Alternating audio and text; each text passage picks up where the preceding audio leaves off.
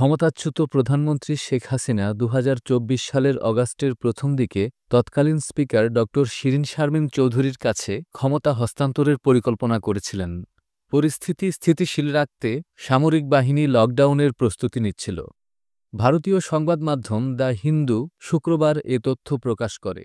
প্রতিবেদন অনুযায়ী, শেখ হাসিনা সরকারের পতনের সময় আওয়ামী লীগের নেতারা গণভবনে সমাধানের উপায় নিয়ে আলোচনা করছিলেন।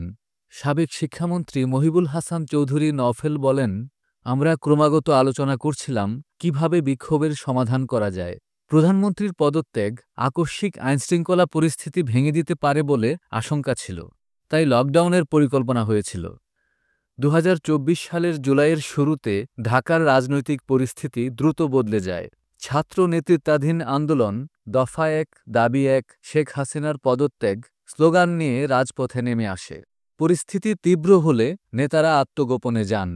নওফেল আরও জানান, প্রধানমন্ত্রী শেখ হাসিনা ছাত্র আন্দোলনের সমাধান খুঁজতে তাঁকে দায়িত্ব দিয়েছিলেন।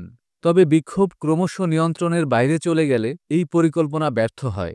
নওফেল মনে করেন, অন্তর্বর্তী সরকারের ভবিষ্যৎ আন্তর্জাতিক রাজনীতির উপর নির্ভর করবে। তিনি বলেন, ড মোহাম্মদ ইউনূস হিলারি ক্লিন্টনের প্রচারণায় বিনিয়োগ করেছিলেন। আমি নিশ্চিত ২০২৫ সালের জানুয়ারিতে যুক্তরাষ্ট্রে ডোনাল্ড ট্রাম্পের শপথের পর এই সরকার নিয়ে আন্তর্জাতিক প্রতিক্রিয়া হবে। এই পরিস্থিতি বাংলাদেশের রাজনীতিতে একটি নতুন অধ্যায়ের সূচনা করেছে। তবে ভবিষ্যৎ রাজনৈতিক দৃশ্যপট কী হবে তা এখনই বলা যাচ্ছে না।